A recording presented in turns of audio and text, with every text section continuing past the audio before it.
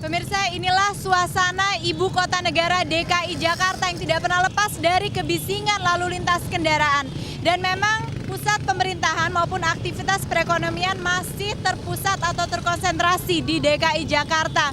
Dan pemirsa, menurut Dinas Perhubungan DKI Jakarta, setidaknya 650.000 kendaraan setiap harinya masuk ke wilayah Jakarta melalui lintasan antar wilayah Jakarta seperti Jakarta Pusat masuk ke Jakarta Selatan. Dan di DKI Jakarta sendiri tidak heran apabila sesak dari kendaraan karena ada terdiri dari 5 juta kendaraan.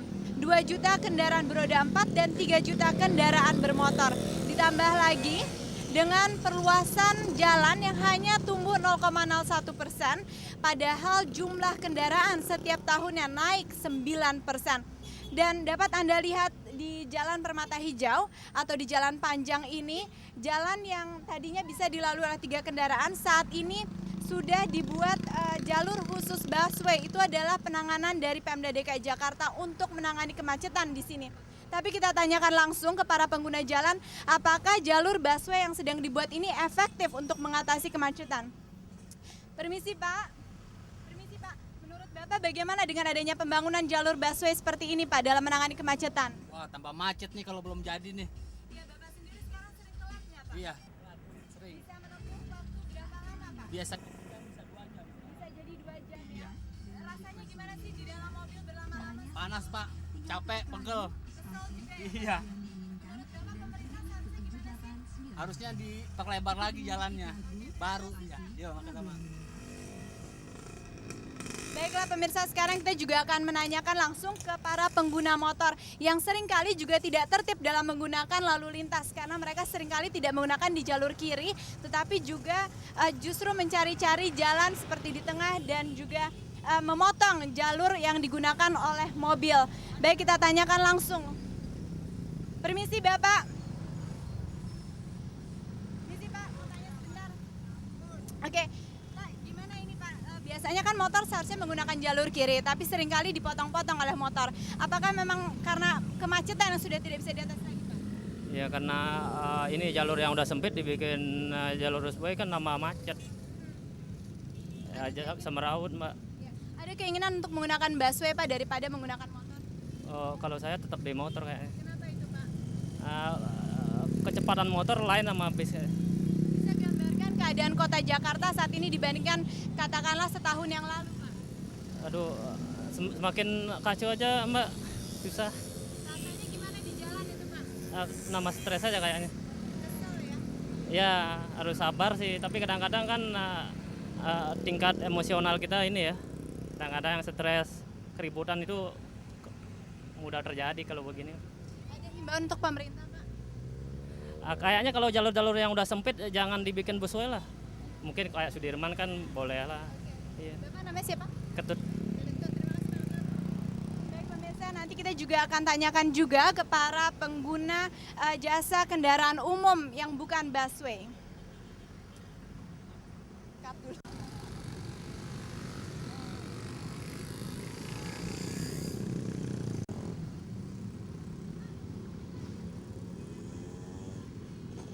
Permisi Pak, namanya siapa Pak? Ucok, Pak Joko. Ucok. Ucok, Ucok. Pak Ucok. Gimana Bapak melihat lalu lintas sekarang di Jakarta? Wah, tambah parah udah. Puyeng aja. Gimana Pak, biasanya? Biasanya ya udah macet, ini tambah macet lagi, tambah parah. Menurut Bapak dengan jalur busway ini gimana dengan pembangunan jalur busway perubahannya? Belum cocok kayaknya ini. Harusnya dilebarin dulu baru dibikin busway, itu cocok. Ini 3 jalur aja udah macet apalagi 1 jalur ya kan. Ada masukan Pak khususnya untuk Pemda DKI Jakarta Pak? Ya maksudnya ya Bisa beride seperti ini. dibenahin dulu lah, dilebarin dulu baru dibikin busway. Kalau enggak ya monorail yang di atas. Jadi nggak mengganggu yang dulu. Yang dulu aja udah macet ya kan. Nah, ya. Ya pemirsa, itulah suara keluh kesah dari para pengguna jalanan di DKI Jakarta. Mereka tidak lagi bisa menghirup udara segar, yang ada justru asap dari polusi kendaraan. Dan kita lihat menurut Dinas Perhubungan DKI Jakarta, nampaknya busway ini akan selesai pada tahun 2010. Nah, saat ini setelah 3 tahun berjalan, baru 7 koridor dari 15 koridor targetnya yang terrealisasi. Sementara itu mereka masih akan mengusahakan subway atau kendaraan di bawah tanah, kereta bawah tanah yang mereka katakan akan selesai pada tahun 2014. Kita lihat apakah 2 kendaraan umum massal tersebut dapat mengatasi kemacetan di DKI Jakarta. Apakah hal-hal tersebut efektif? Demikian laporan dari wilayah Jalan Panjang Raya, Gadiza Fauzi dan Agung Barata, Metro TV.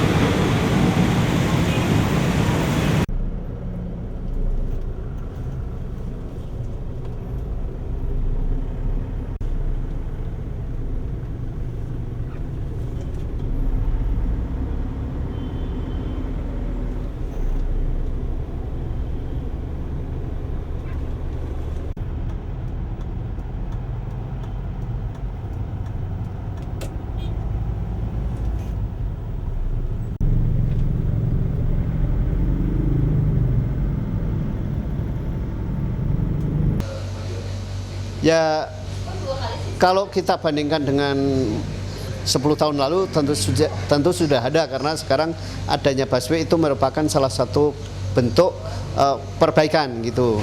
Hanya saja persoalannya kan busway yang sudah ada ini belum optimal. Saya katakan belum optimal karena headway atau masa tunggu di halte itu dari busway 1 ke busway berikutnya itu lebih dari 3 menit atau bahkan mencapai 20 menit kadang-kadang. Padahal rencananya itu hanya 3,1 menit. Nah, kalau bisa dioptimalkan barangkali itu bisa mengurangi kemacetan, karena makin banyak orang yang akan menggunakan busway sehingga dengan sendirinya makin berkurang jumlah kendaraan bermotor yang ada di jalan.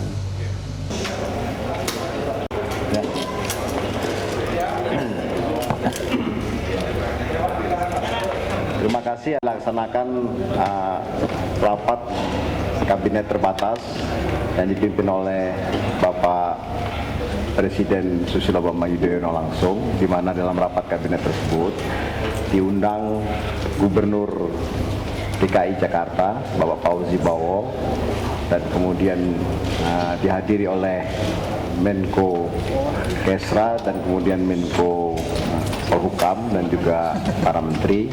Dalam rapat kabinet tadi yang terbatas, topiknya adalah berkenaan dengan kemacetan akibat daripada pembangunan busway yang dilaksanakan oleh pemerintah DKI Jakarta.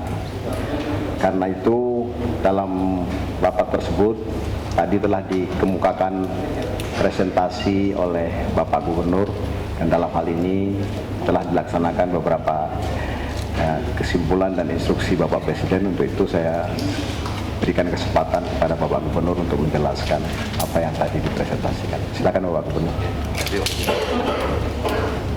Terima kasih Pak Menteri. Ada beberapa hal yang tadi saya laporkan, saya bersama Pak Kapolda laporkan kepada Bapak Presiden, karena Bapak Presiden menerima keluhan yang luar biasa banyaknya, dan saya kira samping Bapak Presiden, Bapak Menteri dan kami juga menerima keluhan yang sama dari warga Jakarta, terutama yang berkaitan dengan kemacetan yang disebabkan oleh pembangunan beberapa koridor ekspansi, koridor busway di Jakarta ini. Yang pertama tadi saya berikan secara gambaran secara detail mengapa busway ini menjadi pilihan utama sementara.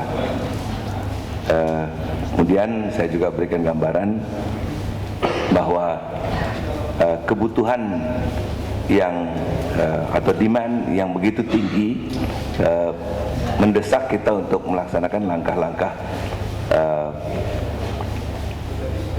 ekspansi yang cukup luas. Ini tentu ada kendala yang dihadapi di sana sini, terjadi kemacetan sementara yang oleh Bapak Presiden tadi disampaikan. Ini adalah situational condition. Situation condition ini tentu memerlukan juga situational solusi. Jadi Bapak Presiden meminta pada kami dengan bimbingan Pak Menteri untuk mengambil langkah-langkah ekstra dan melakukan operasi khusus untuk memperlancar arus lalu lintas di beberapa simpul-simpul yang memang sangat mendesak untuk dilakukan peningkatan dan perbaikan. Jadi Bapak Presiden menekankan untuk itu kesemuanya perlu ada sense of crisis. Jadi kita jangan menangani ini secara seperti business as usual. Jadi kita diminta untuk mencari terobosan-terobosan. Terobosan apa saja yang kiranya dimungkinkan. Yang pertama yang sederhana dan itu memang bisa dilaksanakan, sedang dalam perhitungan, itu memperbanyak mixed traffic. Ya, di antara lajur khusus dengan lajur yang non busway ini akan kita lakukan lebih banyak mixed traffic, ya. Terutama memperluas area mixed traffic ini di sekitar persimpangan-persimpangan. Dengan demikian congestion yang terjadi di persimpangan-persimpangan tersebut bisa berkurang. Selanjutnya kita juga akan meneliti pada bagian-bagian mana atau overall in general itu lajur-lajur bis yang sudah selesai konstruksinya tapi belum difungsikan untuk busway itu harus bisa dipakai oleh angkutan lain ataupun kendaraan pribadi. Kemudian daripada itu kita akan meneliti bagian-bagian daripada koridor-koridor busway yang sudah ada, yang pada saat-saat tertentu loadnya tidak terlalu tinggi, sementara itu pada jalur lain ini terjadi kemacetan. Kita akan coba mengalihkan volume traffic tadi pada jalur busway setelah dengan perhitungan-perhitungan yang kami akan lakukan. Nah, ini tentu memerlukan konsekuensi petugas yang harus kita pasang, di-standby-kan untuk mengatur lalu lintas kendaraan yang akan menggunakan lajur busway tersebut.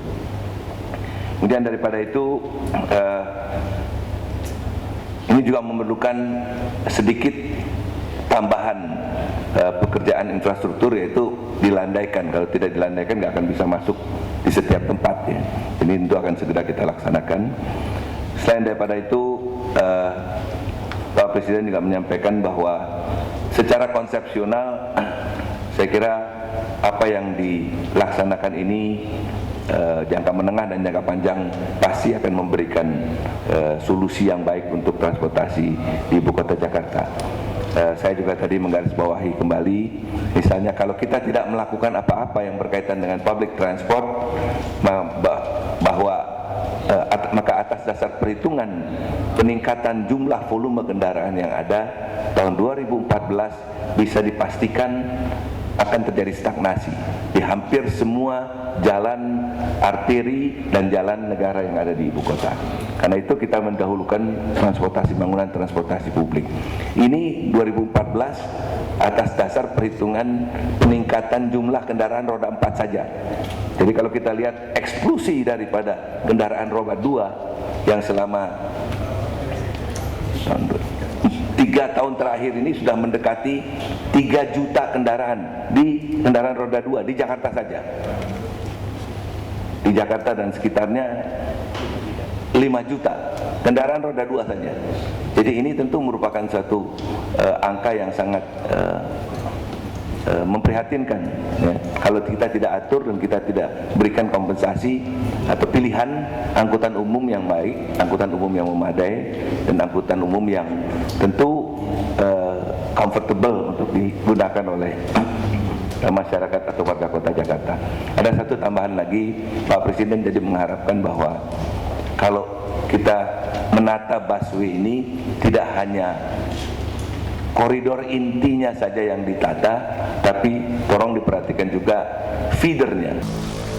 Ya pemirsa, pembangunan jalur khusus busway di wilayah perumahan Pondok Indah Jakarta Selatan sudah seminggu dilakukan, dan dalam waktu seminggu ini juga jalanan kelihatan semakin semrawut, kacau balau dan juga macet, terutama karena adanya penyempitan jalan yang tadinya jalur yang bisa digunakan oleh 2 kendaraan saat ini hanya bisa dilalui dengan 1 kendaraan. Ditambah lagi trotoar saat ini sudah dipotong sehingga pohon banyak yang ditebang dan dialihkan ke perumahan warga. Maksud kami di halaman warga itu sendiri tanahnya dibongkar dan mereka tentunya merasa terganggu. Dan tidak hanya itu, namun pengguna jalan juga semakin resah karena lamanya perjalanan dari tempat mereka berada ke tempat tujuan mereka menjadi semakin lama dan panjang. Kita tanyakan langsung ke seorang ibu yang saat ini berada di Metro Mini bersama saya. Ibu, namanya siapa Bu? Ibu Rohana. Ibu, bagaimana keluh kesah Ibu selama ada pembangunan busway di Pondok Indah? Ya selalu macet sih. Mau macet udah itu ya makan waktu lah banyak di jalan, jadi terlambat gitu. Tadinya berapa lama, sekarang jadi berapa lama? Ya bisa 1 jam jadi lebih 1 jam gitu. Iya. Baik, terima kasih. Iya. Ya, memang pembangunan busway ini dilakukan jam 10 malam hingga jam 5 pagi. Namun tentunya eksesnya juga dirasakan pada jam-jam sibuk seperti pagi dan juga jam pulang kerja.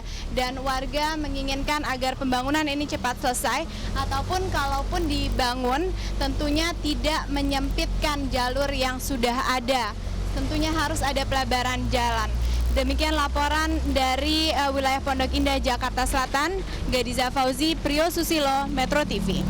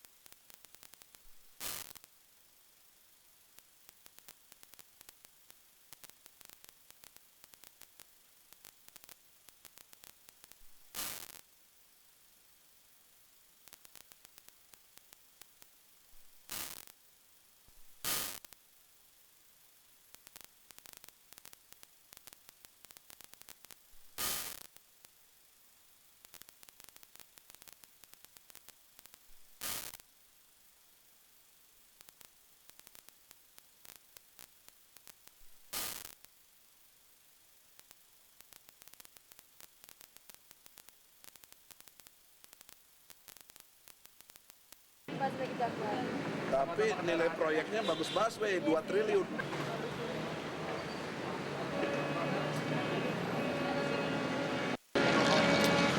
Ini sebelah dengan KTP-nya ini KTP-nya. Tanda tangannya lagi dong, Pak. Ini ya.